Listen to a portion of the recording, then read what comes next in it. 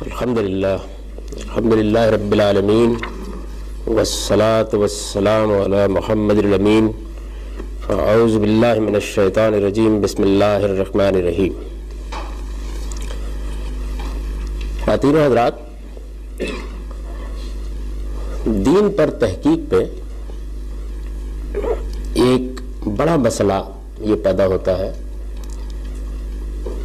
کہ آدمی پہلے سے قائم شدہ تصورات کے اندر ہی رہ کر سوچنے پہ مجبور ہوتا ہے، یعنی پہلے مرحلے میں ان قائم شدہ تصورات کو الگ کر کے کسی چیز پر رائے قائم کرنا یہ کسی صاحب علم اور کسی محقق کے لیے بھی آسان نہیں ہوتا۔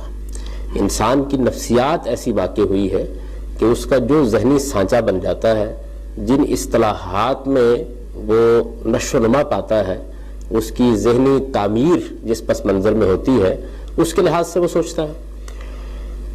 میں نے یہ چیز بڑے ریاض کے بعد اور کئی برس کے ریاض کے بعد اور بڑی مشکل سے پیدا کرنے کی کوشش کی اپنے کام میں کہ اس سانچے کو توڑ کر آگے بڑھا جائے۔ اس میں میرے جلیل القدر استاذ کی تربیت کا غیر معمولی دخل ہے۔ میں نے ابھی تمہیدی گفتگو میں یہ اشارہ کیا تھا کہ جب شروع میں علمی اور تحقیقی کام کی طرف توجہ ہوئی تو اس وقت مسائل موضوع بنے، اور انسان کے سامنے کوئی ایک چیز آ جاتی ہے تو وہ غور و فکر پہ اسے آمادہ کرتی ہے۔ آہستہ آہستہ یہ ذہنی تربیت ہونا شروع ہوئی کہ ہمارے پاس جو مواد موجود ہے یا جو ماخذ موجود ہے، آدمی اپنے ذہنی سانچے کو توڑ کر براہ راست ان کے سامنے سرنگو ہو اور پھر یہ کوشش کرے کہ وہاں اصل میں بات کیا کہی گئی ہے اس کو جانا جائے۔ چنانچہ دین پر غور و خوض میں سب سے پہلا سوال یہ پیدا ہوتا ہے کہ دین کے ماخذ کیا ہے، یعنی دین کہاں سے حاصل کیا جائے گا۔ دین کیا ہے یہ تو بات کا مسئلہ ہے، دین کہاں سے حاصل کیا جائے گا۔ ایک عام آدمی کے سامنے دین کے علماء ہوتے ہیں، اسکالرز ہوتے ہیں، وہ ان سے دین سیکھ لیتا ہے، لیکن جب علمی اور تحقیقی کام کیا جائے تو یہ سوال سب سے پہلے سوال کی حیثیت سے سامنے آ جاتا ہے کہ ہم دین کہاں سے اخذ کریں۔ ماخذ کا مطلب یہ ہے کہ وہ کیا جگہ ہے جہاں سے اس کو اخذ کے سورسز کیا ہیں اس کے۔ ہمارے ہاں عام طور پر جو اصول فقہ کی کتابیں ہیں ان میں یہ بحث ہوتی ہے کہ ماخذ متعین کیے جائیں۔ تو حنفی نقطہ نظر کی جو کتابیں ہم پڑھتے رہے، جن میں ہماری تربیت ہوئی اور جن کی بنیاد پر ایک ذہنی سانچہ بنا ہوا تھا، ان میں عام طور پر یہ 4 ماخذ بیان کیے جاتے ہیں: قرآن، سنت، اجماع اور قیاس۔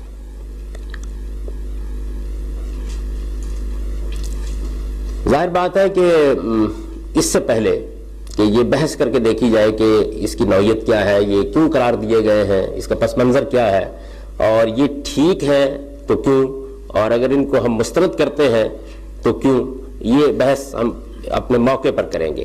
میں یہاں جو ذہنی پس منظر کے بدلنے کی بات کی طرف توجہ دلا رہا ہوں وہ یہ ہے کہ جس وقت میں نے اس کتاب کو مرتب کرنا شروع کیا، یعنی باقاعدہ طریقے سے مرتب کرنا شروع کیا، اجزاء میں اس کی بہت سی چیزیں وقتاً فوقتاً لکھی جاتی رہیں، اور یہ سوال میرے سامنے آیا تو اس وقت میرا ذہنی سانچہ یہ بن چکا تھا کہ تمام معاملات میں جب ہم غور کر رہے ہیں دین پر تو ہمارے سامنے خود قرآن ہونا چاہیے کہ وہ کسی چیز کو کیسے بیان کرتا ہے۔ یعنی اگر تو قرآن مجید نے اس کو بیان کر دیا ہے تو پھر اسی پر انحصار کر کے اس بات کو سمجھنے کی کوشش کرنی چاہیے۔ قرآن دین کو ماخذ کے لحاظ سے کیسے بیان کرتا ہے، یہ میرا پہلا سوال تھا، یعنی یہ چیز تھی۔ اگر تو قرآن مجید میں یہ موضوع نہیں ہے، بیان نہیں ہوا، قرآن مجید نے اس کو کسی جگہ واضح نہیں کیا، تو پھر ظاہر ہے کہ ہمارے پاس دوسرے ذرائع موجود ہیں جن سے ہم غور کرتے ہیں۔ ظاہر ہے کہ علمی عقلی ذرائع سے چیزوں کے بارے میں رائے قائم کی جا سکتی ہے، لیکن یہ سوال ایک طالب علم کے سامنے سب سے پہلے ہونا چاہیے کہ جو چیز بھی دین کے بارے میں زیر بحث آ رہی ہے کیا قرآن نے اسے موضوع بنایا ہے، یعنی یہ پہلا سوال ہے۔ تو میں نے اس زاویے سے قرآن مجید کا مطالعہ شروع کیا۔ قرآن مجید میں خود قرآن مجید سے متعلق بہت سی آیات ہیں۔ قرآن مجید میں نبی صلی اللہ علیہ وسلم کے بارے میں بہت سی آیات ہیں۔ قرآن مجید میں نبی صلی اللہ علیہ وسلم سے پہلے کے انبیاء علیہ السلام سے متعلق بہت سے بیانات ہیں. قرآن مجید ان کے علاوہ بھی بعض چیزوں کی طرف اشارہ کرتا ہے. مثلا میں صرف اشارتاً ذکر کر رہا ہوں کہ ایک بحث کے دوران میں وہ یہ کہتا ہے کہ کیا تمہارے پاس کوئی پہلے نبیوں کی روایت موجود ہے جو کتاب کی صورت میں ہو یا ان کی تعلیمات کی صورت میں ہو, یا کوئی علمی بنیاد بھی ہے کہ جس کے اوپر تم یہ بحث کر رہے ہو. شرک اور توحید کی بحث ہے. اسارتم من العلم کے الفاظ قرآن نے وہاں استعمال کیے ہیں, یعنی وہ چیزیں کہ جو ایک اسٹیبلشڈ علمی روایت کی حیثیت سے موجود ہوتی ہیں. تو بہت سی چیزوں کا ذکر کرتا ہے وہ, لیکن اپنی دعوت کو پیش کرنے کے لیے میرے پیش نظر یہ سوال تھا, ایک طالب علمانہ سوال, کہ یہ دیکھا جائے کہ قرآن خود کیسے کہتا ہے, اس بات کو کیسے بیان کرتا ہے. تو قرآن مجید کا مطالعہ کرنے کے بعد جس آیت پر میں بالکل آ کر رک گیا, اور میں آپ کو بتاؤں گا کہ یہ آیت کتنی غیر معمولی آیت ہے اور یہ قرآن مجید میں کس کس جگہ پر آئی ہے, کس پس منظر میں آئی ہے, وہ یہ آیت ہے جو آپ کو پہلے صفحے پر لکھی ہوئی ملتی ہے. یعنی اصول و مبادی کا عنوان جب آپ نکالیں گے تو آپ یہ دیکھیں گے کہ نبی صلی اللہ علیہ وسلم کے ذریعے سے اب جو دین ہمارے پاس موجود ہے اس میں گویا اس آیت کو ایک پروانہ تقرر کی حیثیت حاصل ہے. اس کو یہاں پڑھ لیجئے, پھر میں یہ بتاؤں گا آپ کو کہ دوسرے مقامات پر یہ کس پسند بجائی ہے. یہ سورہ جمعہ سے میں نے اس کو نقل کیا ہے. وَالَّذِي بَعَثَ فِي الْأُمِّيِّينَ رَسُولًا مِّنْهُمْ يَتْلُو عَلَيْهِمْ آيَاتِهِ وَيُزَكِّيهِمْ وَيُعَلِّمُهُمُ الْكِتَابَ وَالْحِكْمَةَ. قرآن مجید میں یہ اس کے علاوہ 3 اور مقامات پر آئی ہے, اور قرآن کی ان چند آیات میں سے ہے جو اس اہتمام کے ساتھ معمولی تغیر الفاظ سے دہرائی گئی. آپ اس کو بھی نوٹ کر لیجئے. یہ سورہ بقرہ کی 129 آیت بھی ہے.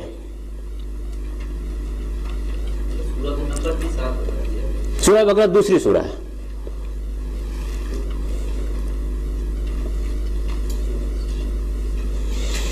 پھر سورہ بقرہ ہی میں دلچسپ بات یہ ہے کہ یہ 151 آیت بھی ہے. 129 بھی ہے, 151 بھی ہے.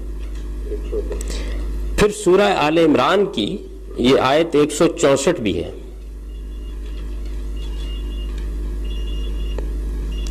اور جمعہ میں تو آپ اس کو دیکھ ہی رہے ہیں.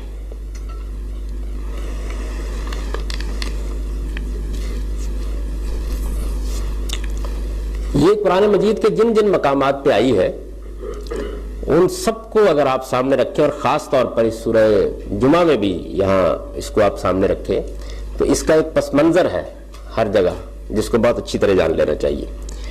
یعنی قرآن مجید یہ بتاتا ہے کہ انسانی تاریخ میں سیدنا ابراہیم علیہ السلام ایک غیر معمولی شخصیت کے حامل ہے, اور ان سے اللہ تعالیٰ کے دین اور اس کی ہدایت نے ایک بڑا موڑ مڑا ہے. یعنی سیدنا ابراہیم علیہ السلام کے بارے میں قرآن مجید نے جو مقدمات قائم کیے ہیں ان کی تفصیل کا تو یہ موقع نہیں ہے, لیکن بہت غیر معمولی حیثیت سے وہ ان کو پیش کرتا ہے, اور یہ بتاتا ہے کہ ہم نے دین کے دوسرے مرحلے کی ابتدا سیدنا ابراہیم علیہ السلام سے کی ہے. یعنی ایک مرحلہ سیدنا ابراہیم علیہ السلام سے پہلے ختم ہوا ہے, اور اس کے بعد دوسرے مرحلے کی ابتدا سیدنا ابراہیم علیہ السلام سے ہوئی ہے. انسانی تاریخ میں ان سے پہلے جو انبیاء علیہ السلام آئے ہیں اور جن پر پہلے مرحلے کا خاتمہ ہوا ہے, اس سے متعلق ہمیں بہت کم معلومات حاصل ہیں. یعنی ہمارے پاس اس وقت جو مذہبی لٹریچر ہے اس میں اگر تورات کو آپ دیکھیے تو اس کی کتاب پیدائش میں آپ کو کچھ معلومات مل جاتی ہیں.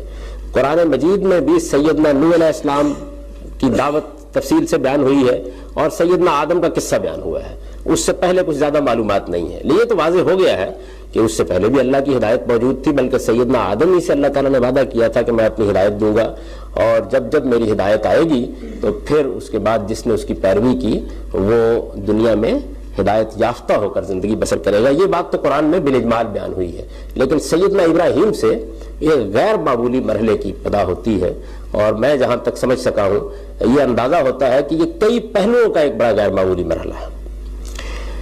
قرآن نے اس کا ذکر کیا ہے سورہ بقرہ میں، یعنی یہود پر اتمام حجت کرتے ہوئے ایک پورا باب سورہ بقرہ میں یا ایک پوری فصل شروع ہوتی ہے جس میں بنیادی مقدمہ یہی قائم کیا ہے۔ یہ بتایا گیا ہے اس میں کہ سیدنا ابراہیم کو ہم نے مختلف تطہیر و تزکیہ کی آزمائشوں سے گزارا اور بعض ایسے معاملات میں ان کو جھانچا جو اپنے لطافت کے اعتبار سے غیر معمولی تھے، جن میں بعض چیزیں ایسی بھی تھیں جو محتاج تعبیر تھیں، جن میں ایسے بھی بعض معاملات تھے کہ جن معاملات کی اس طرح تفصیل نہیں کی گئی تھی جیسے ہم عام انسانوں کے لیے کرتے ہیں۔ قرآن مجید نے اس میں لفظ کلمات استعمال کیا ہے اور پھر یہ بتایا ہے کہ جب ہم نے اس کو آزمایا اور تطہیر و تزکیہ کے مراحل سے گزارا تو فَأَتَمَّهُنَّ، یعنی آخری درجے میں وہ اس میں پورا اترا۔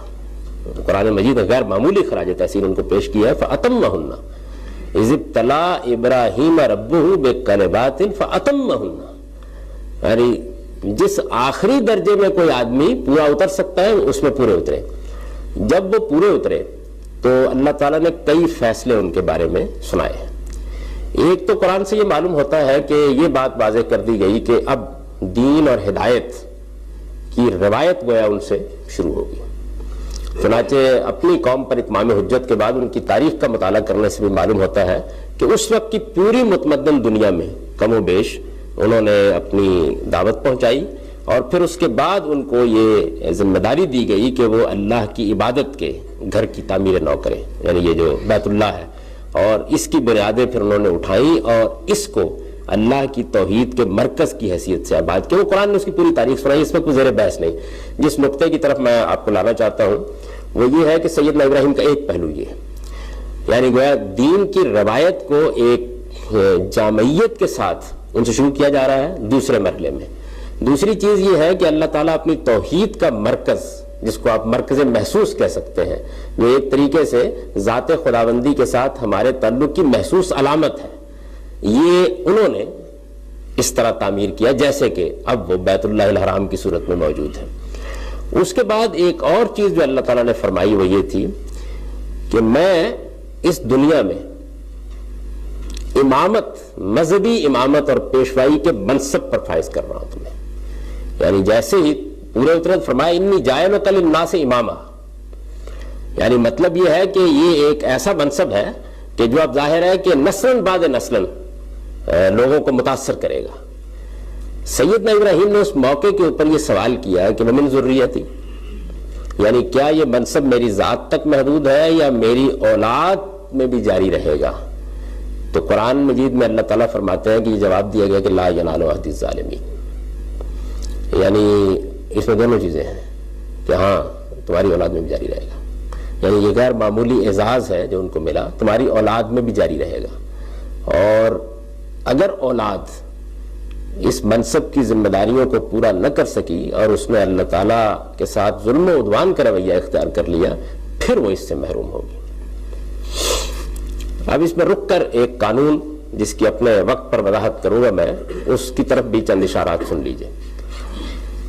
عام طور پر اللہ تعالیٰ کا اس دنیا میں جو طریقہ ہے وہ یہ ہے کہ ایک تو عالم اسباب ہے، جس کا مطالعہ جب ہمارے سائنسی علوم میں بھی کیا جاتا ہے تو ہم یہ کہتے ہیں کہ یہ دنیا جو ہے یہ کاز اور ایفیکٹ کا کارخانہ ہے، یعنی کچھ چیزیں جو بالکل قاعدے سے ہوتی ہیں، ان کے کچھ قاعدے سے نتائج نکل آتے ہیں۔ آپ نے ایک ماچس کی تیلی جلائی ہے، اس سے آگ اٹھی ہے، اس سے کپڑا جل جائے گا۔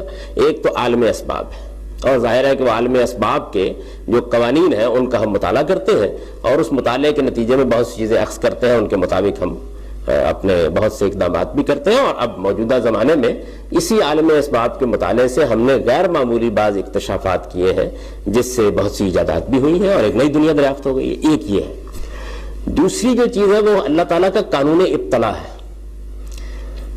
یعنی وہ آزمائش کے قانون کو چونکہ دنیا میں جاری کیے ہوئے ہیں تو آزمائش کے اس قانون کے تحت وہ فیصلے کرتا ہے۔ مثلا وہ کسی آدمی کو غیر معمولی حسن دیتا ہے، کسی کو بہت دولت مند بنا دیتا ہے، اور اس میں اگر آپ غور کر کے دیکھیں تو ہوں گے کوئی اسباب، لیکن جو دنیا میں علت و معلول کا عمومی رشتہ ہے اس پر اس کی وضاحت نہیں کی جا سکتی۔ نہایت ہی احمق آدمی ہوگا لیکن اللہ تعالیٰ اس کو اقتدار دے دے گا، دنیا کی حکومت اس کو حاصل ہو جائے گی۔ تو قرآن نے یہ بتایا ہے کہ اللہ کا ایک قانون ابتلا ہے جس کے تحت وہ فیصلے کرتا ہے. ظاہر ہے کہ اس قانون ابتلا میں جس طرح کہ میں نے اس سے پہلے آپ کو توجہ دلائی کہ جو ہماری فزیکل سائنسز ہیں ان کے اصول کار فرما نہیں ہوتے. ہم نہیں اندازہ کر سکتے کہ یہ شخص تھا، اس نے بہت محنت کی، اس نے غیر معمولی طریقے سے دیانتداری کے ساتھ کام کیا، یہی دکان لگا کے بیٹھا ہوا ہے، 4 روپے بھی نہیں کما رہا. ایک نہایت ہی احمق آدمی بعض اوقات پدا کرتا ہے، معلوم ہوتا ہے کہ اس کو پرخون برسنے لگ گیا ہے. بعض اوقات تو لوگوں کو جو کچھ میسر ہوتا ہے دنیا میں اس کی کوئی تعلیل کرنا ناممکن ہو جاتا ہے. میں یہ عرض نہیں کر رہا ہوں کہ اس کی کوئی علت نہیں ہوتی ہوگی، یعنی ہم انسانوں کے لیے اس کو سمجھنا ممکن نہیں ہوتا. تو قرآن مجید نے یہ بتایا ہے کہ اللہ کا ایک قانون ابتلا ہے، یعنی وہ انتخاب کرتا ہے لوگوں کا، کچھ کو شکر کی آزمائش کے لیے منتخب کر لیتا ہے، کچھ کو صبر کی آزمائش کے لیے منتخب کر لیتا ہے، اور پھر ان کے ساتھ ایک خاص معاملہ چلتا چلا جاتا ہے. تو ایک علت و معلول کا قانون ہے، یعنی جس میں آپ بالکل 2 اور 2 4 کی طرف بتاتے ہیں کہ یہ دیکھیے یہ ہوا، چکماک رگڑا گیا، یہ آگ نکل آئی، آگ دکھائی گئی، یہ کپڑا جل اٹھا. یعنی ایک تو یہ قانون ہے، اور اس کو بہت حد تک ہم سمجھ بھی لیتے ہیں. ہمارے سارے سائنسی علم کی بنیاد در حقیقت اسی قانون پر ہے. اور ایک قانون ابتلا ہے، یعنی جس کے تحت بہت سے فیصلے ہوتے ہیں انسانوں کے بارے میں انفرادی طور پر، قوموں کے بارے میں اجتماعی طور پر، لیکن علت و معلول میں ان کا رشتہ تلاش کرنا آسان نہیں ہوتا. اچھا، اسباب ہوتے ہیں وہاں بھی، یعنی ایسا نہیں کہ بالکل ہی اسباب نہیں ہوتے، وہاں بھی کچھ اسباب ہوتے ہیں جو ہمیں نظر آ رہے ہوتے ہیں، لیکن ان اسباب کی نوعیت ایسی نہیں ہوتی کہ آپ یہ کہہ سکیں کہ اچھا فلاں صاحب نے اگر اپنے اندر یہ اوصاف پیدا کیے ہیں اور ہم ایک زید کا انتخاب کرتے ہیں، وہ بھی اگر پیدا کر لے تو یہ نتیجہ نکل آئے گا. لازماً نہیں نکلتا، یعنی یہ ہم عام زندگی میں اس کا تجربہ کرتے ہیں. تو اس قانون ابتلا کے ساتھ قرآن سے معلوم ہوتا ہے کہ ایک اور قانون اللہ تعالیٰ نے جاری کیا، اور وہ قانون اتمام حجت ہے. یعنی جس قانون میں اللہ تعالیٰ بالکل میرٹ پر کچھ نتائج انسانی تاریخ میں بارہا ایک دینونت صغرا، دینونت کا مطلب ہے جزا و سزا، یعنی جو جزا و سزا قیامت میں ہونے والی ہے. ظاہر ہے کہ قرآن مجید سے ہمیں یہ معلوم ہوتا ہے، اور اس پر ہمارا ایمان ہے، وہ آگے زیر بحث بھی آئے گا، کہ جو جزا و سزا قیامت میں ہونے والی ہے وہ بالکل ٹھیک میرٹ پر ہوگی. یعنی اس میں کسی کے ساتھ ادنا درجے کا ظلم نہیں ہوگا، وہ پک اور چوز کے طریقے پر نہیں ہوگی کہ اس کو اٹھا کے جنت میں ڈال دیا، اس کو جہنم میں ڈال دیا. وہ تو بالکل اس اصول پر ہوگی نا کہ ایک آدمی نے ایمان و عمل کے کیا تقاضے پورے کیے ہیں. تو اسی نوعیت کی بالکل قطعی جزا و سزا بعض اقوام کے بارے میں اللہ تعالیٰ اس دنیا میں برپا کرتے رہے، تاکہ جو جزا و سزا قیامت میں ہونے والی ہے لوگ اس کو اس جزا و سزا کے ذریعے سے سمجھ سکیں. اس جزا و سزا کے بہت سے اور پہلو ہیں، لیکن ایک خاص پہلو یہ ہے کہ سیدنا ابراہیم کی اولاد کے بارے میں اللہ تعالیٰ یہ کہتے ہیں کہ ہم نے یہ جزا و سزا یعنی سینکڑوں سال پر محیط ابراہیم کی نسل کے بارے میں بالکل میرٹ پر برپا کی ہے. یہی بات اس آیت میں بیان ہوئی ہے. یعنی ابراہیم نے جب آزمائش میں پورا اتر کے دکھا دیا تو ہم نے اس کو پیشوائی عطا کی، اور قرآن نے دوسری جگہ تصریح کی کہ اس پیشوائی کے اجزاء کیا تھے. یعنی ان کو خدا کی ہدایت ملی، دین ملا، اللہ تعالیٰ کی براہ راست وحی کے ذریعے سے بتایا گیا کہ کیا حق ہے اور کیا باطل ہے. پھر اس کے بعد ان کو بادشاہی دی گئی، یعنی ان کی اولاد کے لیے اللہ تعالیٰ نے حکومت اور اقتدار کا فیصلہ کیا، اور اس حکومت اور اقتدار کو آل ابراہیم کے لیے، اولاد ابراہیم کے لیے قرآن سے معلوم ہوتا ہے کہ میرٹ پر فیصلہ، یعنی ہوگا یہ اوصاف ہوں گے تو باقی رکھوں گا، یہ نہیں ہوں گے تو چھین لوں گا. اس اصول کے اوپر یہ دنیا میں عمومی قانون نہیں ہے. جی ارشاد.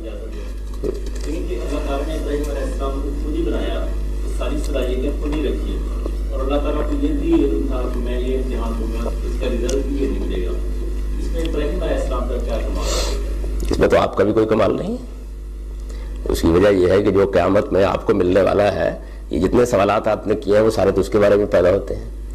تو اس وجہ سے یہ جبر و قدر کا جو مسئلہ ہے اس کو اپنے وقت پر زیر بحث لے آئیں گے، لیکن یہ مقدمہ صحیح نہیں جو آپ نے قائم کیا ہے کہ اللہ تعالیٰ نے یہ کوئی پابند کر دیا تھا. خدا کا علم ایک الگ چیز ہے اور ہمارے اندر ودیت کردہ صلاحیتیں بالکل ایک الگ چیز ہے.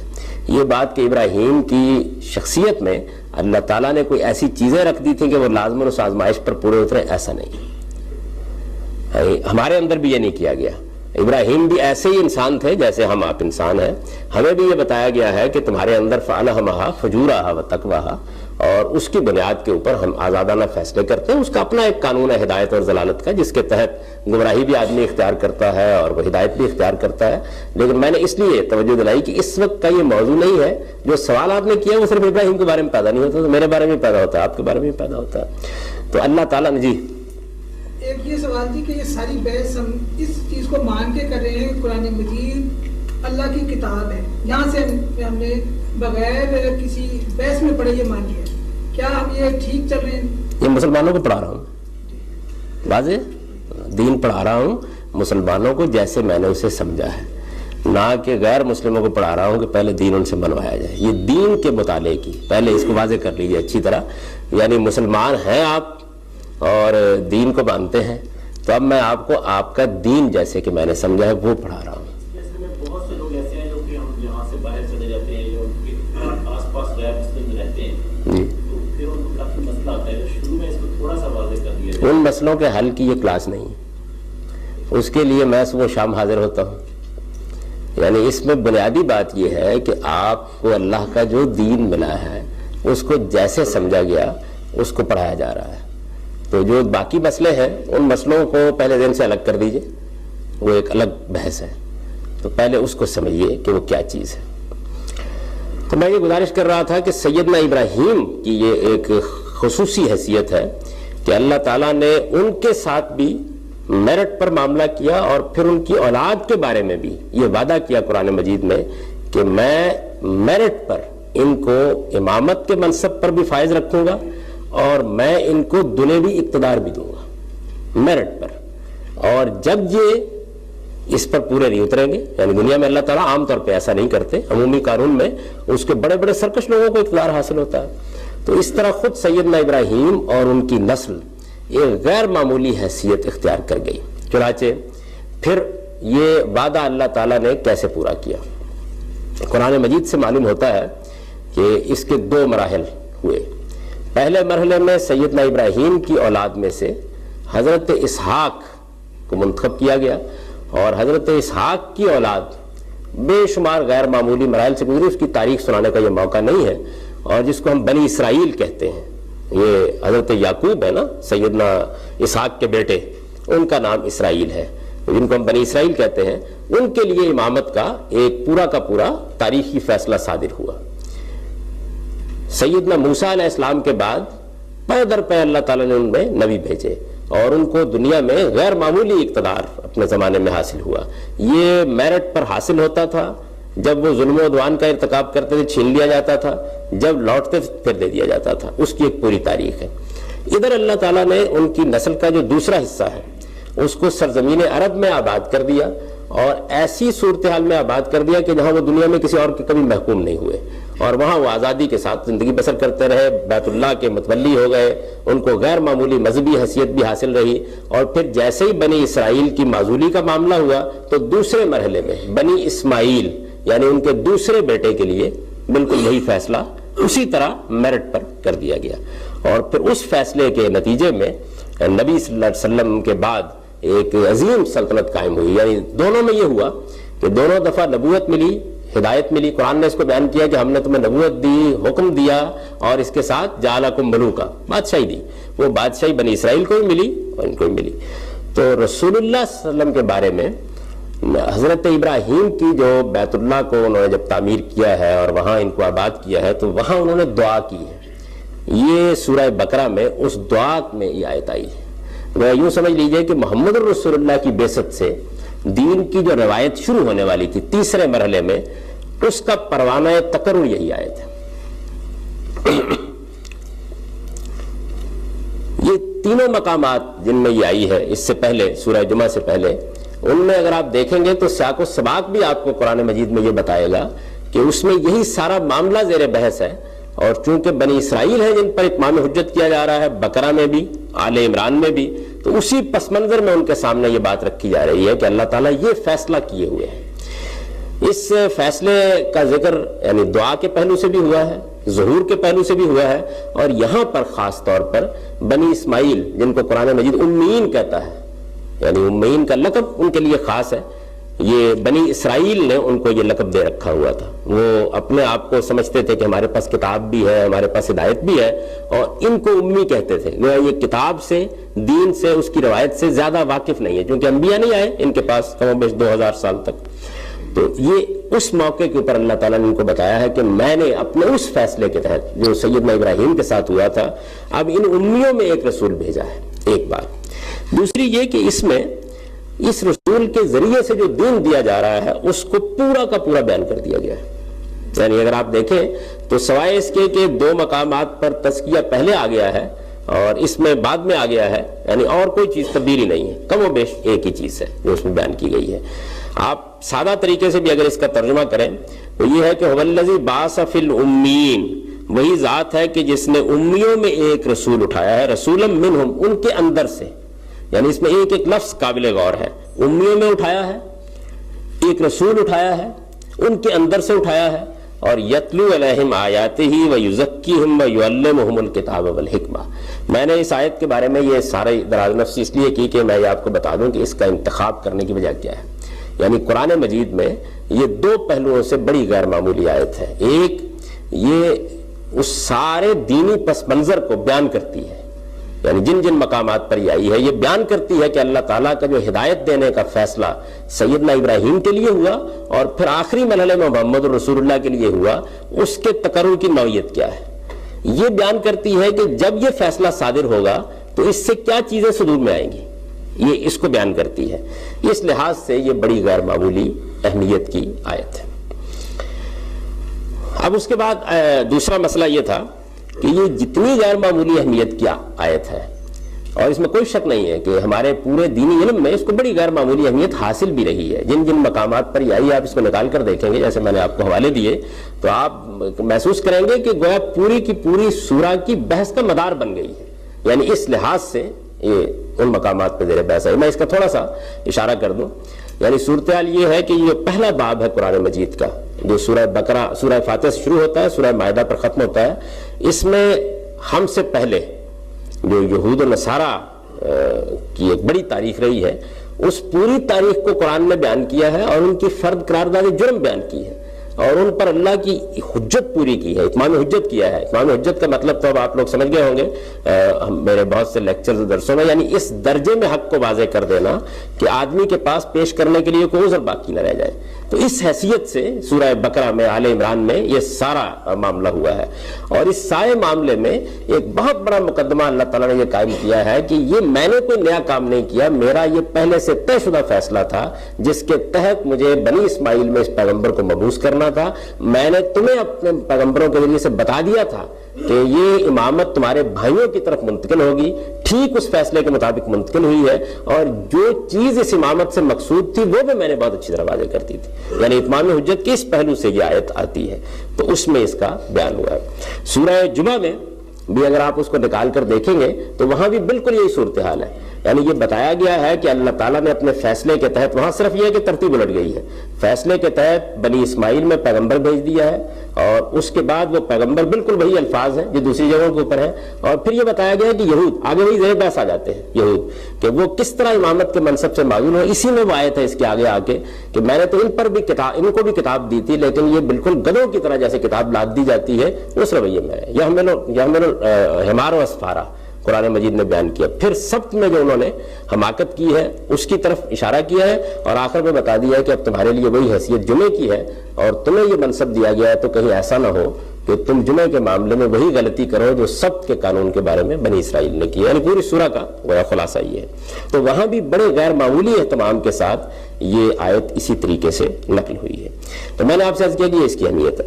دوسری چیز جو ہے وہ یہ ہے کہ اس آیت میں یہ جو هو الذی بعث فی الامین رسولا منہم, اس آیت میں جو بات بیان ہوئی ہے اس بات میں قرآن کے خاص اسلوب کے بعض نازک مسئلے ہیں.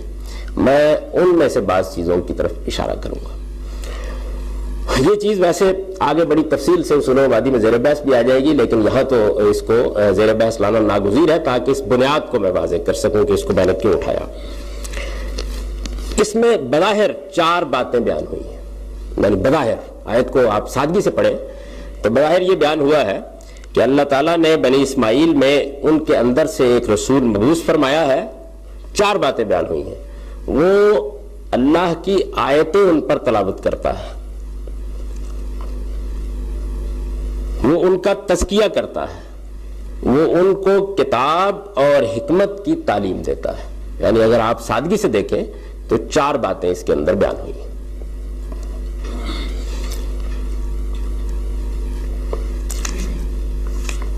ایک تو خاص بات یہ ہے کہ اس بعثت کے ساتھ اللہ تعالیٰ نے قرآن نازل کیا نا. یعنی قرآن مجید اللہ کی کتاب ہے، نازل ہوئی ہے، لیکن قرآن مجید نے جہاں جہاں بحث کی ہے وہاں اس سارے امتنان، اللہ کے اس فیصلے، اس کے ذریعے سے ملنے والی ہدایت میں نسبت رسول اللہ کی طرف کی ہے. یعنی صورتحال یوں نہیں ہے کہ ہم نے امیوں میں ایک قرآن نازل کر دیا ہے، امیوں میں ایک رسول نازل کیا ہے، وہ رسول یتلو علیہم آیاتہ. ایک بات یہ. دوسری بات یہ کہ اللہ تعالیٰ نے قرآن مجید کے دوسرے مقامات کو میں نے جب دیکھا تو معلوم ہوا کہ بالکل یہی ترتیب رکھی ہے کتاب اور پیغمبر کے معاملے میں. چنانچہ دیکھیے میں ایک آیت کی طرف آپ کو توجہ دلاتا ہوں. یہ اس میں دین کا صحیح تصور اگر آپ نکال لیں اسی کتاب میں، جی میں بتاتا ہوں. تو یہ سورہ بقرہ کی آیت 213 ہے. اچھا یہ پوری یہاں نقل نہیں ہوئی.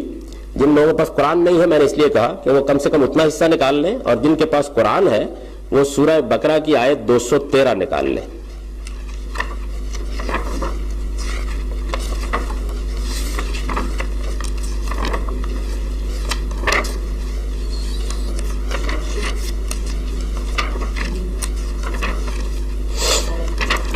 یہ بڑی اہم آیت ہے قرآن مجید کی، یہ جس کا میں نے آپ کی اشارہ کیا 213 آیت.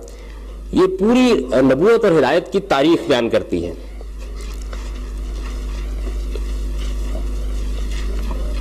آیت کا میں سادہ ترجمہ بیان کر رہا ہوں اس لیے کہ آپ بہت سے لوگوں کے پاس قرآن نہیں ہوگا، اس لیے میں نے اشارہ کیا تھا کہ وہاں آپ کو مختصر مل جائے گی، لیکن پوری آیت یہ ہے. یہ 83 صفحے پر ہے میزان میں، لیکن صرف ایک حصہ ہے اس کا. وہ قرآن مجید کو اگر آپ دیکھیں 83 پیج پر ہے، اور قرآن مجید میں بقرہ دوسری سورہ کی 213 آیت. دیکھیے یہ آیت یہ ہے کان الناس امۃ واحدہ. آیت یہاں شروع ہوتی ہے کان الناس امۃ واحدہ، یعنی جب ہم نے دنیا کی ابتدا کی تو انسانوں میں کوئی مذہبی اختلاف نہیں تھا. قرآن مجید یہ کہتا ہے کان الناس امۃ واحدہ، یعنی لوگوں میں کوئی مذہبی اختلاف نہیں تھا، وہ بالکل ایک ہی نقطہ نظر کے حامل تھے. یہ بات دوسرے مقامات پہ معلوم ہوتی ہے کہ سیدنا آدم کو جو ہدایت دی گئی اس ہدایت کو لے کر آئے. قرآن مجید کہتا ہے کہ اس کے بعد اختلافات ہونا شروع ہوئے. تو پھر ہم نے کیا کیا؟ فبعث اللہ النبیین، پھر ہم نے اللہ تعالیٰ نے نبی مبعوث کیے، نبی بھیجے. ان نبیوں کے ذمہ کیا کام لگایا گیا؟ مبشرین و منذرین، یعنی یہ لوگوں کو جنت کی بشارت دیتے تھے اور جہنم کا انذار کرتے تھے. اب دیکھیے یہ یعنی یہاں سے یعنی انسانوں کے درمیان کوئی اختلافات نہیں تھے، وہ دین کے معاملے میں ایک ہی جگہ پر کھڑے تھے. جب اختلافات ہوئے تو ہم نے ان کے اندر کیا کیا؟ انبیاء بھیجے. یعنی یہاں بھی وہی چیز ہے کہ ہدایت کی نسبت اصل میں رسولوں کی جانب ہے. اب اس کے بعد قرآن کہتا ہے وَأَنزَلَ مَعَهُمُ الْكِتَابَ، اور ان کے ساتھ کتابیں بھی نازل کی، ان کے ساتھ کتابیں بھی نازل کی. گویا کتاب وہ چیز ہے کہ جو پیغمبر کے بغیر نہیں آتی. پیغمبر آتا ہے، اصل میں ہدایت کا مرجع وہ ہوتا ہے، پھر اس کے بعد کتاب آتی ہے. انزل معہم الکتاب. پھر یہ بھی بتا دیا کہ کتاب کا مقصد اور ہے اور پیغمبروں کا مقصد اور ہے. یہ بھی اس آیت میں بتا دیا. پیغمبر تو انذار اور بشارت کرتے ہیں اور ظاہر ہے کہ اس میں چیزوں کی وضاحت کرتے ہیں. جو کتاب ہے یہ کس لیے ہم نے بھیجی؟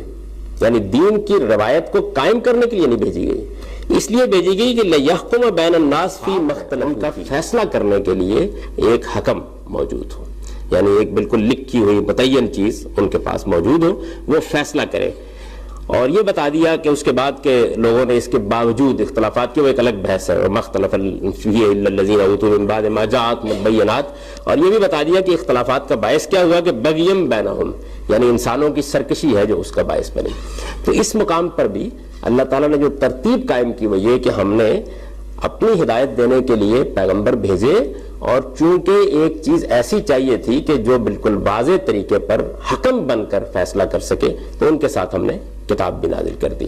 یعنی گویا ہدایت کا اصل منبع جو ہے وہ اللہ تعالیٰ کے ہاں انبیاء علیہ السلام کی شخصیت رہی ہے. کم و بیش یہی بات اس آیت سے بھی بظاہر معلوم ہوتی ہے. یعنی آپ اس کو دیکھیے کہ اس میں یہ بتایا گیا ہے کہ اللہ تعالیٰ نے ایک پیغمبر کی بعثت کی ہے، ایک رسول کی بعثت کی ہے، اور رسول کی زبان سے کیا چیز صادر ہو رہی ہے، اس کی شخصیت سے کیا صادر ہو رہا ہے، وہ آگے بیان کر دیا جو چیزیں صادر ہو رہی ہیں. ایک پہلو یہ.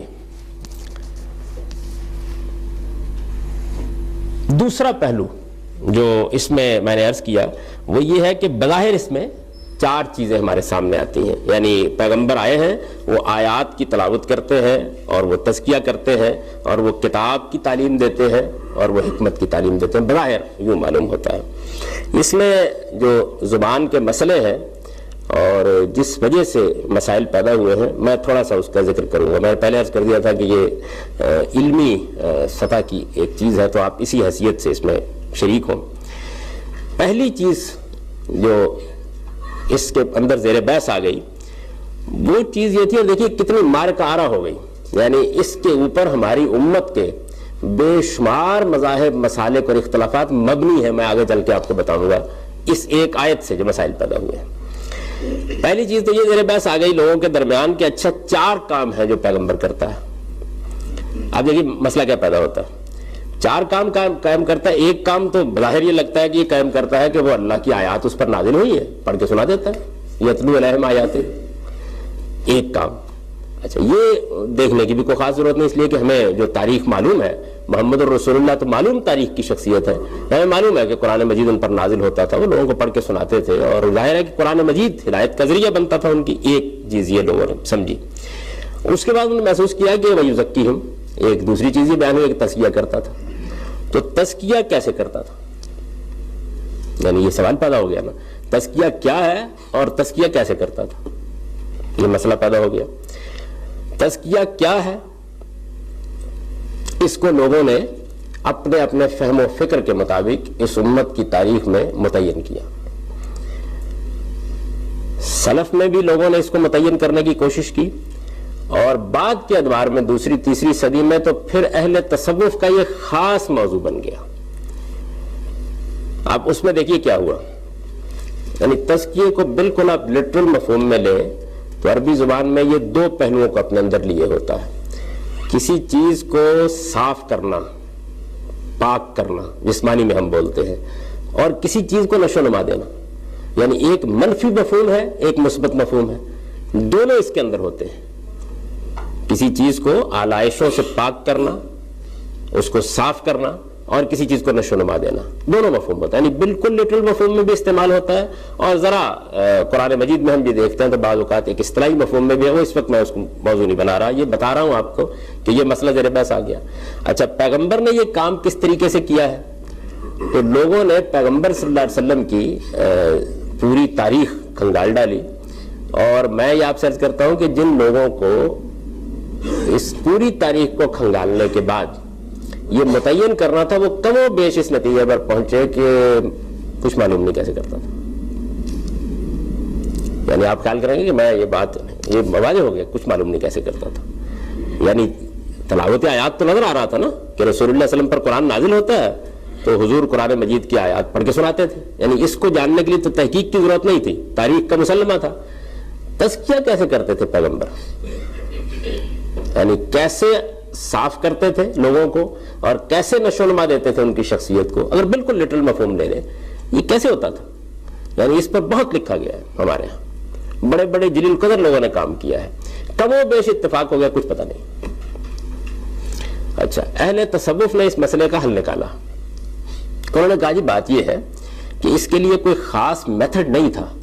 اصل میں رسول اللہ صلی اللہ علیہ وسلم کی شخصیت ایسی غیر معمولی تھی کہ ان کی صحبت سے یہ چیز لوگوں کو حاصل ہو جاتی تھی. یعنی جیسے ہی لوگ ان کی صحبت میں بیٹھتے تھے تو اس سے حاصل ہو جاتی تھی. کیسے حاصل ہو جاتی تھی؟ یعنی اس کو متعین کرنا ممکن نہیں ہے، بس حاصل ہو جاتی تھی. یعنی نہ یہ کہ یہ بتانا ممکن تھا کہ رسول اللہ صلی اللہ علیہ وسلم مثال کے طور پر اس وقت تزکیہ کر رہے ہیں. کوئی بات ہوتی ہے نا جو کہتے ہیں آپ یا رسول اللہ صلی اللہ علیہ وسلم اس وقت لوگوں کو بتا رہے ہیں کہ جی میں یہ کام کر رہا ہوں، تو چلیے اس پر تزکیے کا اطلاق ہو سکتا ہے. پورا جو حضور کی سیرت کا کانٹینٹ ہے، میں پورے ذمہ داری سے کہہ رہا ہوں، کوئی چیز دریافت نہیں ہو سکی اس میں، کوئی چیز بھی دریافت نہیں ہو سکی. چنانچہ یہ بات بھی کم و بیش بالاتفاق اختیار کر لی گئی کہ یہ رسول اللہ کی صحبت سے ہو جاتا تھا لوگوں کا تزکیہ. اچھا ہو جاتا تھا، اس پہ کوشچن ہو سکتا ہے نا، تو اس کا انہوں نے جواب یہ دیا کہ وہ تو خیر بالکل ایک واضح بات ہے، اس لیے کہ صحابہ کرام کی جیسی غیر معمولی سیرت بیان کی جاتی ہے تو ہو تو گیا. یعنی انہوں نے سیاست میں، معیشت میں، معاشرت میں، زندگی کے دوسرے تہذیبی دائروں میں جیسی غیر معمولی کردار کا مظاہرہ کیا، تو اس لیے ہو تو گیا. کیسے ہوتا تھا معلوم نہیں، لیکن زیادہ سے زیادہ جو بات کہی جا سکتی ہے وہ یہ کہ حضور کی صحبت نے اس میں کردار ادا کیا. چنانچہ آپ دیکھیے کہ ٹھیک اس بحث سے تصوف کا پورا علم کلام پیدا ہوا اس امت میں. اور میں اس کا ذکر اس لیے کر رہا ہوں کہ اگر آپ اس امت کی علمی تاریخ کا مطالعہ کریں تو اس میں جس تعبیر نے 1000 سال تک اس امت کے ذہنوں پر حکومت کیا وہ تصوف کی تعبیر ہے. تو انہوں نے اس کے بعد یہ کہا کہ چونکہ رسول اللہ صلی اللہ علیہ وسلم اب دنیا میں نہیں ہے، لہذا ہم اس تزکیے کے اصول و قواعد مرتب کر رہے ہیں تاکہ وہ مقصد حاصل ہو سکے جو مقصد رسول اللہ کی بعثت کا تھا. ہمارے اپنے دور کے جو آخری بڑے آدمی ہیں اس علم میں، اور ظاہر ہے کہ ان کی دینی علم میں بھی بڑی غیر معمولی حیثیت ہے، بلکہ ہندوستان کا معاملہ تو یہ ہے کہ ہندوستان کے پورے علم میں گویا ان کو محور و مرکز کی حیثیت حاصل ہے، وہ شاہ ولی اللہ. شاہ ولی اللہ گویا یوں سمجھ لیجئے کہ وہ اور ان کا خانوادہ یہ ہندوستان کے علم کا محور و مرکز ہے. ہندوستان کے تمام علمی خانوادے اپنے آپ کو ان سے منسوب کرتے ہیں.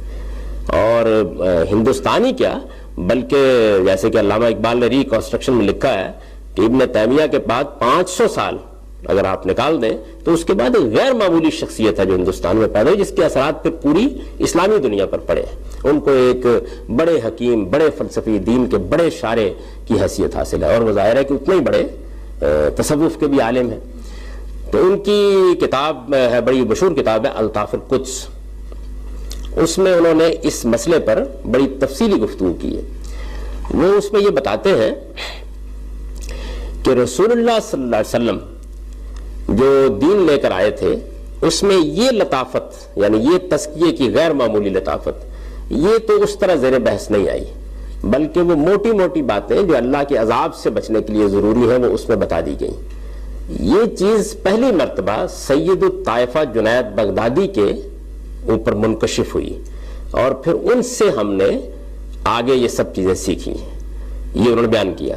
اب ظاہر ہے کہ اس میں یہ بڑا سوال پیدا ہو جاتا ہے نا ایک مسلمان عالم کے لیے اور مسلمان مخاطبین کے لیے کہ پھر اللہ کے دین سے یا رسول اللہ سے اس کی کیا نسبت ہے. تو انہوں نے اس میں بڑی عمدہ تمثیل بیان کی ہے.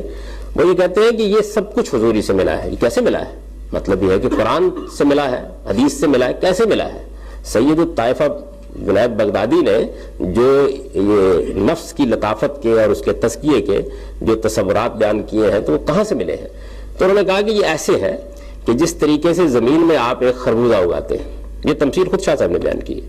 یہ خربوزہ اگاتے ہیں تو اس خربوزے کی پیدائش ہوتی ہے، نشو و نما ہوتی ہے، ایک بیج آپ ڈال دیتے ہیں تو اس میں آفتاب کی کرنیں اور اس کی حدت غیر معمولی کردار ادا کرتی ہے. لیکن نہ آفتاب کو پتا ہوتا ہے کہ وہ یہ کردار ادا کر رہا ہے، نہ خربوزے کو معلوم ہوتا ہے کہ یہ کردار ادا ہو رہا ہے، اور بہرحال اس سے فیض حاصل کر کے خربوزہ بن جاتا ہے. بالکل اسی طریقے سے رسول اللہ صلی اللہ علیہ وسلم سے بھی یہ چیز ہم حاصل کر لیتے ہیں. یعنی اس کی حاصل کرنے کی جو نوعیت ہے انہوں نے وہ بیان کی. تو تزکیہ ایک بڑی اصطلاح کے طور پر زیر بحث آ گیا، اور یہ معلوم ہوا کہ یہ کیا چیز ہے یہ بھی دین سے متعین نہیں ہو سکتا. یعنی میں پورے علمی ذخیرے پر نظر ڈالنے کے بعد آپ سے عرض کر رہا ہوں.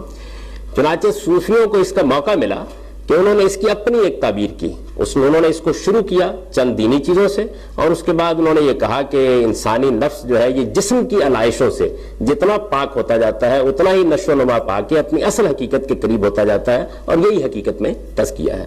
اس کا طریقہ بھی انہوں نے کہا کہ ہم نے خود ایجاد کیا ہے، اور یہ بتایا کہ اس طریقے کو اس طریقے سے نبی صلی اللہ علیہ وسلم کی تائید اور حمایت حاصل ہے. تو یہ معاملہ اس دوسری چیز کے ساتھ ہوا، یعنی پیغمبر جو پہلا کام کرتا تلاوت آیات وہ تو بالکل نمایاں اور واضح ہے. اس کے بعد یہ بحث تو ذرا تھوڑی سی تصوف اور کچھ تھوڑی سی دوسرے معاملات میں چلی گئی آگے، اور مسئلہ پیدا ہو گیا. آگے ہے وہ کتاب سکھاتے تھے. یعنی یہ مسئلہ پیدا ہوا. اب یہ کہ یتلو علیہم آیاتہ ہی اور یہ یعلمہم الکتاب، پھر ان میں کیا فرق ہے؟ تو ایک فرق تو لوگوں نے بادن نظر میں پیدا کر لیا کہ جی ایک ہے قرآن پڑھ کے سنا دینا اور ایک ہے قرآن مجید کی تعلیم دینا، یعنی قرآن سکھانا، یہ بتانا کہ اس کا مطلب کیا ہے، مدعا کیا ہے. یہ ظاہر ہے کہ جیسے ہم قرآن مجید پڑھ کے سنا دیتے ہیں اور سکھاتے ہیں. دلچسپ بات یہ ہے، اور آپ غور کریں گے نا جب میں توجہ دلا رہا ہوں اور ایک نظر ڈال کے دیکھیں گے، بہت سی معلومات آپ کو بھی ہوتی ہیں تو آپ دیکھیں کہ ایسے ہی ہے. یعنی جس طرح تزکیے کے ساتھ یہ معاملہ ہوا کہ بھئی یہ ہے کیا، یہ بھی مسئلہ ہو گیا، یہ ہوتا کیسے ہے؟ ظاہر ہے کہ اللہ تعالیٰ کہتے ہیں کہ رسول اللہ کرتے ہیں، تو رسول اللہ نے کیسے کیا کچھ معلوم نہیں. اچھا اب کچھ معلوم نہیں تو پھر ہم اس کے طریقے، یہی معاملہ یہاں بھی ہوا. رسول اللہ صلی اللہ علیہ وسلم قرآن سناتے تو بہت نظر آتے ہیں تاریخ میں. یعنی آپ کی سیرت اگر پڑھیں نا، کوئی کتاب اٹھا لیں تو یہ آپ کو معلوم ہوگا، قرآن سے بھی یہ بات معلوم ہوتی ہے کہ لوگ آئے ہیں تو آپ کا عام طریقہ یہ تھا کہ آپ قرآن پڑھ کے سنا دیتے تھے. یعنی کوئی آپ نے مجلس بلائی ہے، قرآن پڑھ کے سنا دیتے تھے. قرآن مجید کا انداز اسلوب بھی ایسا ہی ہے کہ وہ اصل میں اپنے مخاطبین کے لحاظ سے گویا خطبات ہیں جو اللہ تعالیٰ کی طرف سے نازل ہو رہے ہیں. تو یہ نظر آ رہا ہے حضور نے قرآن کھولا ہوا ہے اور قرآن کی تعلیم دے رہے ہیں. یعنی حضور نے قرآن کھولا ہوا ہے، قرآن کی تعلیم. دیکھیے بہت سی چیزیں ایسی ہوتی ہیں کہ عام طور پر وہ بیان ہو جاتی ہیں، لیکن یہ کہ وہ کیسے ہوا ہے یہ سوال ہے نا، ایک علمی سوال ہے. آپ کو 23 سال کی پوری زندگی میں شاید یعنی بہت کھینچ تان کے کوئی 2-3 واقعات مل جائیں. چلیے اس روشنی میں کوئی سیرت کی کتاب اٹھا کے پڑھ کے دیکھ لیجئے، یعنی اس میں کوئی مبالغہ نہیں ہے. شاید 2-3 واقعات اس طرح کے مل جائیں کہ جس میں آپ یہ محسوس کریں کہ رسول اللہ صلی اللہ علیہ وسلم قرآن کی کوئی مشکل واضح کر رہے ہیں. ایسا نہیں ہے، زندگی خالی ہے اس میں. یعنی 2-4 واقعات ہیں کہ کسی نے کوئی سوال پوچھ لیا، اور میں بتا سکتا ہوں آپ کو، یعنی انگلیوں پر گنے جا سکتے ہیں وہ واقعات کہ کسی نے کوئی سوال پوچھ لیا قرآن مجید کے بارے میں تو آپ نے اس کی وضاحت کر دی. میں 2-3 سوالات سیدہ عائشہ نے پوچھے ہیں، ان کو کچھ اشکالات تھے. 2-3 سوالات بعد اور صحابہ نے مختلف وقتوں میں پوچھے ہیں. کوئی 1-2 واقعات اس طرح کے ہیں، وہ بھی اس میں بھی یہ ہے کہ انیشیٹو رسول اللہ صلی اللہ علیہ وسلم نے کم لیا ہے. یعنی سوال پوچھ لیا کسی نے، بتا دیا آپ نے اس میں. تو تعلیم دیتے تھے کتاب کی، یعنی یہ تاریخی ریکارڈ میں کہاں ہے معلوم نہیں، کوئی چیز معلوم نہیں. اچھا اب کتاب کی تعلیم دیتے تھے تو ظاہر ہے کہ وہ تعلیم تو پھر موجود ہونے نقل بڑی اہمیت اس کی ہو جاتی ہے کہ یہ تعلیم اللہ کے پیغمبر کی دی ہوئی ہے. آپ نے کئی مرتبہ دیکھا، ابھی پچھلے دنوں میں ایک بڑے عالم کے پاس ایک مجلس میں موجود تھا، اس میں ہمارے یہاں بہت سے دوست بیٹھے ہوئے وہی موجود تھے. تو وہاں مجھ سے ان کے سامنے ایک صاحب نے یہ سوال کیا کہ حدیث سے جو ہے قرآن مجید کی تو وہ تشریح کرتی ہیں. تو میں نے ان سے پوچھا کہ اچھا آپ مجھے وہ چند حدیثیں بتائیں جو قرآن کی تشریح کرتی ہیں. یعنی یہ تو بات کی بحث ہے نا، کرتی یا نہیں کرتی. وہ چند حدیثیں پہلے بتائیں صحیح نا. وہ کہنا اصل میں یہ چاہتے تھے کہ تم لوگ اس کو قابل اعتنا نہیں سمجھتے. میں نے کہا قابل اعتنا سمجھنے کی بحث بات کی ہے، پہلے آپ بتائیں وہ ہے کون سی. کوئی 2 4 5 تو ہونی چاہیے نا. تو یہ واقعہ ہے بالکل کہ آپ اگر اس کا استقصاء کریں گے تو معلوم ہوگا کہ کچھ سوالات ہیں جو لوگوں نے کیے ہیں یا کسی موقع پر کسی الجھن کو حضور نے بیان کر دیا. اچھا قرآن مجید کا اپنا معاملہ بھی یہ ہے کہ وہ بار بار یہ کہتا ہے کہ اس کو اس کی کوئی ضرورت نہیں ہے کہ اس طرح کا معاملہ اس کے ساتھ کیا جائے. بلسان عربی مبین، یعنی وہ اپنی بات واضح طریقے پر کہتا ہے، اس میں کوئی اس طرح کی اینچ پیچ نہیں ہے. وہ ایسی زبان میں ہے کہ جو غیر ذی عوج ہے، یعنی اس میں ہر بات جو ہے مخاطب کو بالکل صاف معلوم ہوتی ہے. یہ اس وقت ہماری جو مشکلات ہیں اس سے متعلق کوئی ایک الگ بحث ہے. یعنی قرآن جن لوگوں کو مخاطب کر رہا ہے، جو اس کی زبان سے واقف ہے، اس کے ادب سے واقف ہے، ان کو یہ کہتا ہے. تو ایک طرف وہ کہتا یہ ہے، لیکن میں اس میں ذرا لمبا نہیں جانا چاہتا. اس کی بہت سی چیزیں جو قرآن نے بیان کی ہیں. جہاں تک حضور کا تعلق ہے تو اس طرح کی کوئی تعلیم کی مجلس منعقد ہوئی ہے جس میں یہ باتیں بیان ہو رہی ہیں یا لوگ نوٹ کر رہے ہیں، یا جیسے میں آپ کو پڑھا رہا ہوں اس طرح کی پڑھانے کی کوئی مجلس ہے، تاریخی ریکارڈ اس سے بالکل خالی ہے. تو یہ صبح بھی جو ہوتی تھی مجلس جہاں پہ بیٹھتے تھے لوگ، نبی پاک کو تعلیم دیتے تھے مسجد نبوی میں. ہاں بہت اچھا سوال کیا، کیونکہ یہ بھی تاریخی اساطیر میں سے ایک افسانہ ہے. اس کی حقیقت بھی سمجھ لیجئے. پہلی بات تو یہ سمجھ لیجئے کہ صفہ عربی زبان میں چبوترے کو کہتے ہیں. یہ چبوترات بھی مسجد نبوی موجود ہے. اس کے اوپر 60 70 80 لوگ بھی مقیم رہے ہیں. یہ جو لوگ تھے ان کا ذکر قرآن میں بھی ہوا ہے اور تاریخ میں بھی ہوا ہے. نہ یہ طالب علم تھے، نہ یہ کوئی تعلیمی مجلس تھی. نبی صلی اللہ علیہ وسلم نے جب مکے سے مدینہ ہجرت کی تو ہجرت کے بعد یثرب آپ کا مرکز بن گیا. 235-36 کے قریب خاندان آپ کے ساتھ ایک چھوٹے سے گاؤں میں منتقل ہوئے. حضور نے ان کی معاشی ضرورتوں کے لیے مواخات کا طریقہ اختیار کیا, مشہور سنا ہوگا, یعنی ایک آدمی کے ساتھ گویا دوسرے آدمی کو وابستہ کر دے, اس کا بھائی بنا دیا. چھوٹی سی ایک بستی میں یہ سب کچھ کرنے کے باوجود بھی کچھ لوگوں کے لیے کوئی بندوبست نہیں ہو سکا, یعنی ان کی معاشی ضروریات کے لیے یہ بندوبست کیا گیا وہ نہیں ہو سکا. اس چبوترے پر مسجد نبوی میں اس طرح کے فقراء سے کہا گیا کہ وہ قیام کر لیں, یعنی ایک مہاجر کیمپ جیسے آپ لگاتے ہیں. یہ اصحاب صفہ تھے.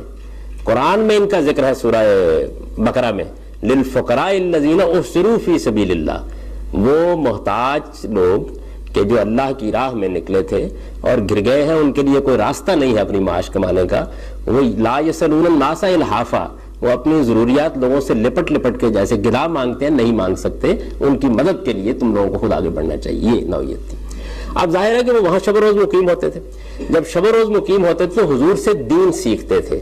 دین سیکھنے کا مراد کیا ہے, یعنی حضور ان کو نماز سکھاتے تھے, روزے کے آداب سکھاتے تھے, دین کی موٹی موٹی تعلیمات بیان کرتے تھے اور وہ سکھاتے تھے. یہ سارا کام جو تھا جیسے دین سکھانے کا کام کیا جاتا ہوتا تھا. قرآن مجید کی تعلیم کی کوئی یہ مجلس تھی ایسا نہیں, یعنی وہ تو حضور جو مسجد نبوی میں جو کچھ کر رہے ہوتے تھے, لوگوں کو سوالوں کے جواب بھی دے رہے ہوتے تھے, سب کر رہے ہوتے تھے. رسالت میں آپ صلی اللہ علیہ وسلم قرآن مجید کی مشکلات حل فرما رہے ہیں یا اس کی تعلیم دے رہے ہیں یا اس کے بارے میں کوئی وضاحت فرما رہے ہیں, اس طرح کا کوئی واقعہ, یعنی کوئی واقعہ میں عرض کر رہا ہوں سوائے ان چیزوں کے جو میں نے ذکر کر دیا کہ بھائی کسی نے سوال پوچھا کسی آیت کے بارے میں. اب دیکھیے نا, مثلا یہ معاملہ زیر بحث آ گیا, جیسے کہ بیان کیا جاتا ہے کہ ایک صاحب نے پوچھا کہ یہ جو قرآن میں کہا گیا ہے کہ جب روزے میں سفید دھاری اس سے الگ ہو جائے تو اس کا مطلب کیا ہے. تو کوئی عربی جاننے والا اس کے بارے میں کسی شبہ مبتلا نہیں ہو سکتا, صحابہ بھی نہیں ہوئے. ایک سادہ طبیعت خاتون کے بارے میں اگر یہ واقعہ نقل ہو گیا کہ وہ ایک سفید اور ایک کالا دھاگا اس کے نیچے رکھ لیتی تکیے کے نیچے, اور ان کا خیال یہ تھا کہ جب یہ الگ الگ ہو جائیں گے تو روزے کا وقت ختم ہو جائے گا. تو ایسی چیزیں جو ہوتی ہیں ان کو تو مثال کے طور پر بھی پیش کیا جا سکتا ہے. یہاں صورتحال یہ نہیں ہے کہ کسی اکا دکا واقعے کا اشارہ ہے, یعنی یہ کہا جا رہا ہے کہ یعلمہم الکتاب, وہ کتاب کی تعلیم دیتے ہیں. تو تعلیم دینے کا تو ایک عمل ہونا چاہیے نا, جس کا کوئی ذکر ہو, کوئی تاریخی ریکارڈ میں ہو, کوئی اس طرح کی چیزیں ہوں. کوئی چیز ایسی نہیں ہے. اور یہ میں پورے اطمینان سے آپ سے عرض کر رہا ہوں, یعنی پورے ذخیرہ حدیث کے اوپر نظر ڈالنے کے بعد آپ کو اسی طرح کے کچھ واقعات ملیں گے کہ کسی موقع پر سوال کیا گیا ہے, اس کا جواب دے دیا گیا, کوئی چھوٹا موٹا اشکال حضور نے محسوس کیا کہ غالباً غلطی ہوگی تو اس کی جانب اشارہ کر دیا, اس کے سوا کوئی چیز نہیں. اچھا, یہ تو مسئلہ اس کا ہو گیا. اب اس کا مسئلہ ہو گیا اور آگے یہ ہے کہ بھئی ٹھیک ہے کتاب کی تعلیم دیتے ہیں, تزکیہ کرتے ہیں, لیکن پھر حکمت کیا ہے؟ آپ نے دیکھا نا کتنی سادہ آیت ہے لیکن کیا مسائل اس نے پیدا کیے ہیں. حکمت کیا ہے, یعنی وہ کیا چیز ہے؟ پہلی مرتبہ جو ہماری تاریخ میں یہ آیت زیر بحث آئی ہے پہلی صدی میں, تو امام شافعی اس کو زیر بحث لائے. یعنی آپ اگر معلوم علمی تاریخ میں اوپر جائیں, وہ بڑے ابتدائی زمانے کے لوگوں میں سے ہیں, پہلی صدی کے لوگوں میں سے ہیں, سب سے پہلے وہ زیر بحث لائے ہیں. اور انہوں نے یہ کہا کہ بھئی یہ تو کتاب ہو گئی نا قرآن مجید, تو اب حکمت کیا ہے؟ انہوں نے کہا کہ حکمت حدیث ہے. حکمت حدیث. وقت ہو گیا جناب, پورے 18 منٹ ہو گئے. تو حکمت حدیث ہے, یہاں ہم ختم کرتے ہیں, باقی انشاءاللہ اگلی جمعرات کو.